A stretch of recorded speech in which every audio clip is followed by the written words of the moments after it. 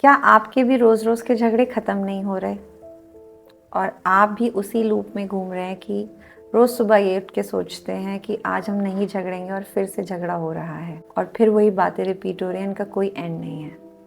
तो ये वीडियो आपके लिए है।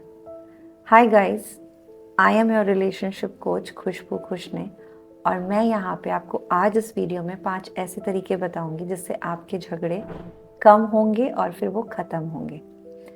तो पता है अभी रिसेंटली ये हुआ भी, और मैं क्यों ये वीडियो बना रही हूँ कि कल ही रात को जब मैं क्लैरिटी कॉल ले रही थी और उसमें कपल्स आए थे, तो हम दोनों तरह से लेते हैं, हम सिंगल भी लेते हैं और हम कपल भी। सिंगल मीन्स एक पार्टनर का भी लेते हैं और कपल्स भी लेते हैं।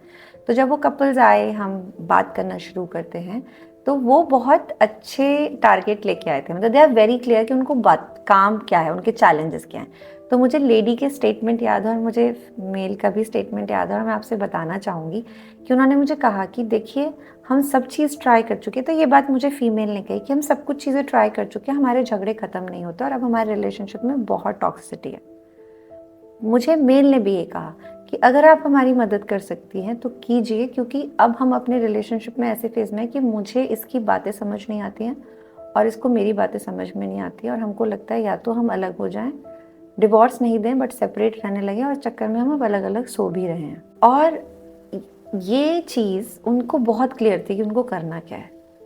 बट जब मैंने फिर उनसे और बात की और हम जब क्लैरिटी कॉल में डायग्नोस्ट करते हैं तो और भी बहुत सारी चीज़ें निकल के आती हैं कि क्यों ऐसा हुआ, किसके लिए ऐसा हुआ, आपके रिलेशनशिप के हिसाब से हम उसमें क्या सॉल्व कर सकते हैं, एंड सो ऑन। तो वही सब बातें मैं आपके साथ शेयर करना चाहूँगी जो कि आपके रिलेशनशिप को बेटर बना सकती हैं, इन रोज़ रोज़ झगड़ों से बचा सकती हैं। तो देखो, झगड़ों के बहुत सारे पैरामीटर्स होते हैं। सेल्फ के रिलेटेड होता है करके आपके पार्टनर मेल या फीमेल आपको कोई पर्सनल कमेंट करते हैं, आपकी फैमिली को कमेंट करते हैं, आपके काम करने के तरीके पे कमेंट करते हैं, आपके टाइमिंग ना देने पे कमेंट करते हैं, या आपके फिजिकली इंटीमेट ना होने पे कमेंट करते हैं, या वो आपके बारे में बहुत नेगेटिव धारणाएं रखते हैं या आप उनके बारे में नेगेटिव धारणाएं रखते हैं, या आपकी एनर्जी बहुत डिसअपॉइंटेड है तो आपको लगता है इस रिलेशनशिप में क्या है, उनको भी ऐसा लगता है इस रिलेशनशिप में क्या है। और सच बताऊं तो बहुत छोटी छोटी बातें भी हैं कि किचन में ऐसा क्यों हो रहा है, तुम ऐसे क्यों कर रही हो। तो बहुत एक फ़नी रील दिखाते हुए ना कि हमें सास की ज़रूरत नहीं, ऑलरेडी वी हैव अ सास इन होम। ऐसा भी होता है, किचन से लेके, बाथरूम से लेके, कपड़े प्रेस करने के तरीके तक लेके, बच्चों को स्कूल छोड़ने तक, बच्चों को एजुकेशन, ये सारी बातें आपके झगड़े के पॉइंट होते हैं और ये डेली झगड़े के पॉइंट है। तो ये डेली झगड़ों के पॉइंट पे ही हम फोकस करेंगे कि उनको हम कैसे कम कर सकते हैं। तो देखो, झगड़े होना हर रिलेशनशिप का एक बहुत नॉर्मल बात है।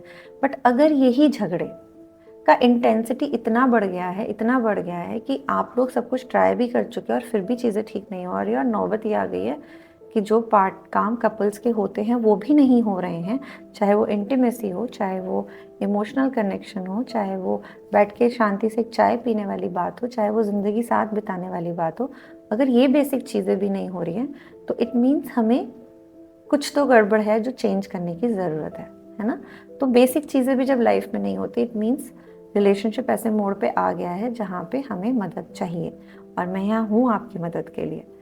तो मैं आपको 5 तरीके बताऊंगी, इजी, सिंपल और टू डू वाले, जो आप सब कर सकते हो।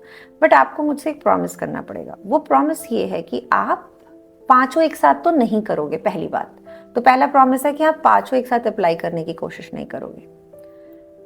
दूसरा प्रॉमिस है कि आप कोई भी एक चूज करोगे और आप उसको नेक्स्ट 11 डेज तक करोगे।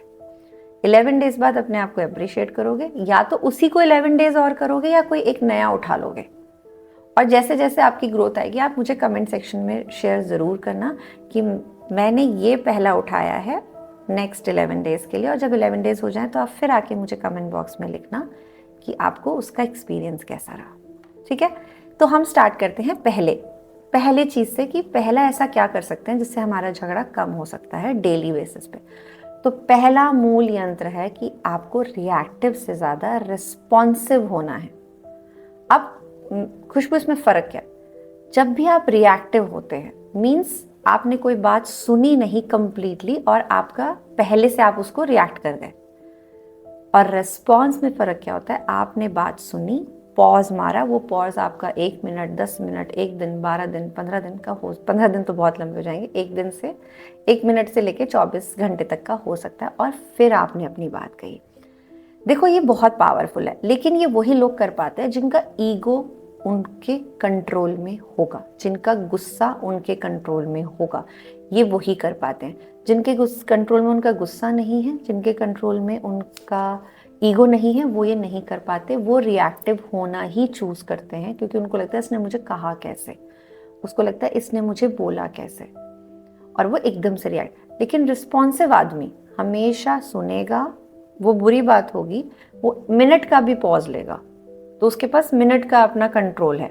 उसने 10 मिनट के लिए तो 10 मिनट का कंट्रोल है, लेकिन वो अपनी बात कहेगा, लेकिन अलग तरीके से, रिस्पॉन्सिव वे में कहेगा, रिएक्टिव वे में नहीं कहेगा। और ये बात समझिए कि जैसे जैसे ब्रेन रिएक्टिव होता जाता है, वो आपको इम्पल्सिव भी बनाता है, तो ये आपके लिए ज़्यादा पावरफुल है। और सोचो, जब ब्रेन ने बात ही आधी सुनी तो वो रिएक्ट करेगा, जब उसने पूरी सुनी तो वो रिस्पॉन्सिव बनेगा।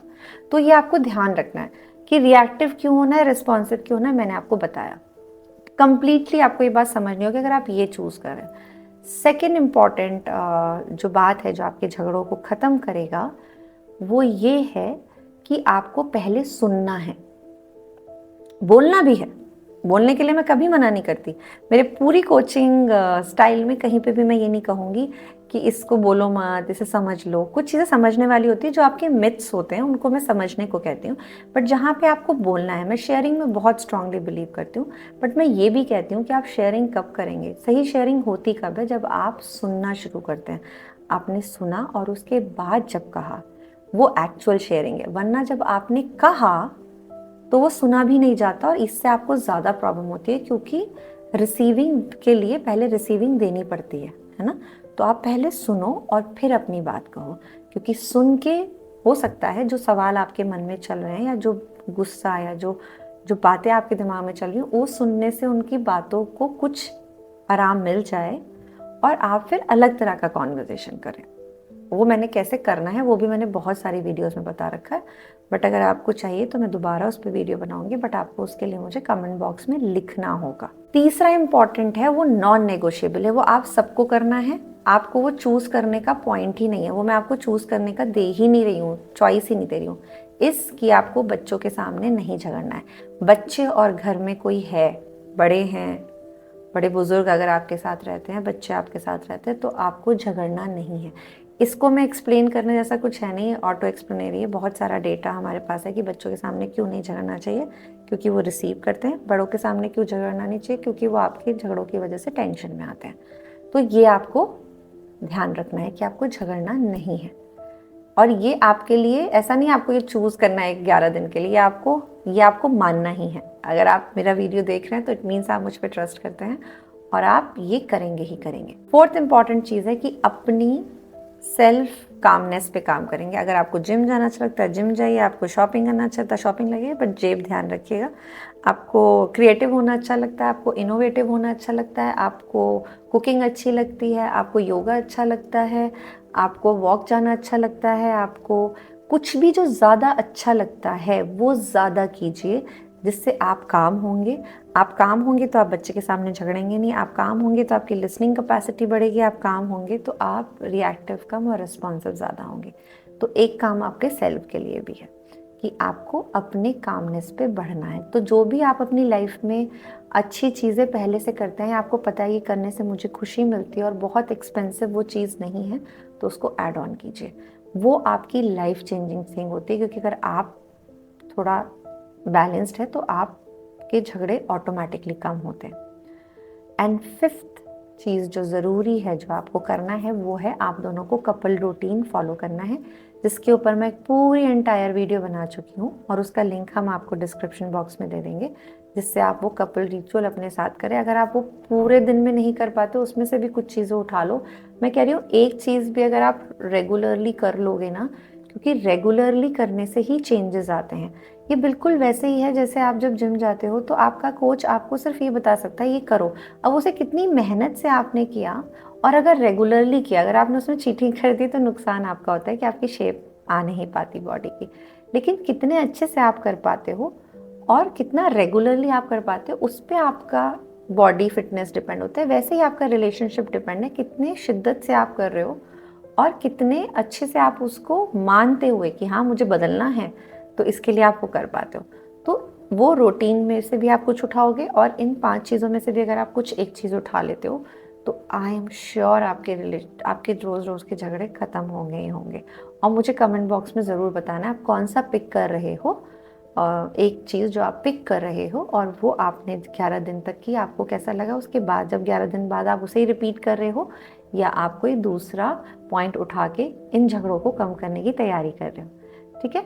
और ये करते हुए मुझे ज़रूर इन्फॉर्म कीजिएगा और हम मिलते हैं नेक्स्ट वीडियो में।